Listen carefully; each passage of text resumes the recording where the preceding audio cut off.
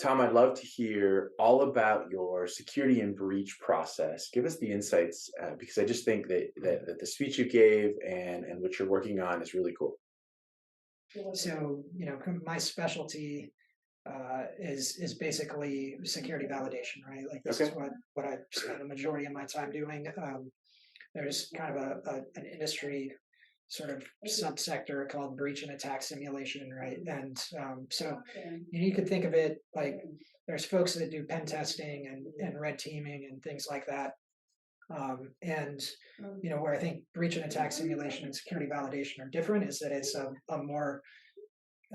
more frequent operation that you're engaging in.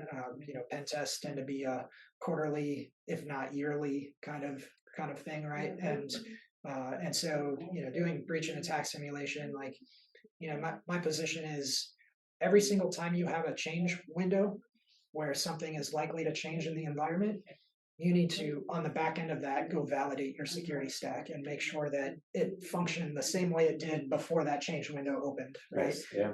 And so if you have a weekly change window, then you should be validating the effectiveness of your security stack every week, right? And that's something that I think is just maybe the industry at large hasn't quite caught up to that level of thinking, right? So we really got to push to um, reset how we approach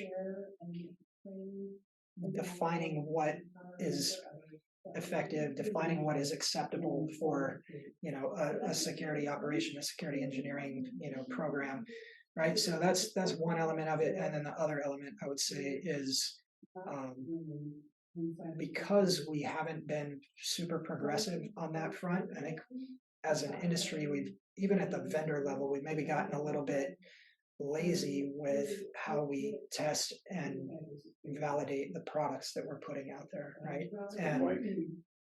and what I'm getting at with that is if you really think about how QA is done for most of the like just software development industry, right?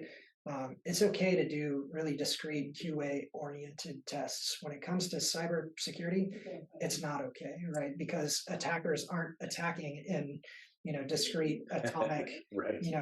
exploits. Like it's congruent attack activity that there's an objective at the end of it, right? It has a start, a middle, and an end. And if you're testing your cybersecurity products that you're then rolling out to production environments just based off little snippets of what an attacker is going to do. First off, when you get that thing into the production environment, it's probably going to be an alert cannon, right? It's going to generate a crap load of noise. But secondly, its ability to actually detect, a cyber attacker's like objective while they're trying to actively evade that detection is it's going to be prone to false negatives as well, is what I'm getting at, right? And Yeah. so anyway, this is kind of I bring it up as an insight. I guess it's more of like a drum that I'm going to keep beating, like a message that I want to get out there to the industry, like, hey, we really need to sit down and rethink how we're doing this. Um, Both in our production environments where we're deploying these tools, but all the way back up to the vendor level where we're just doing basic QA of the products we're developing, right? We really got to start to look to retool these practices and approaches. So, Awesome. Thank you for that. yeah, my pleasure.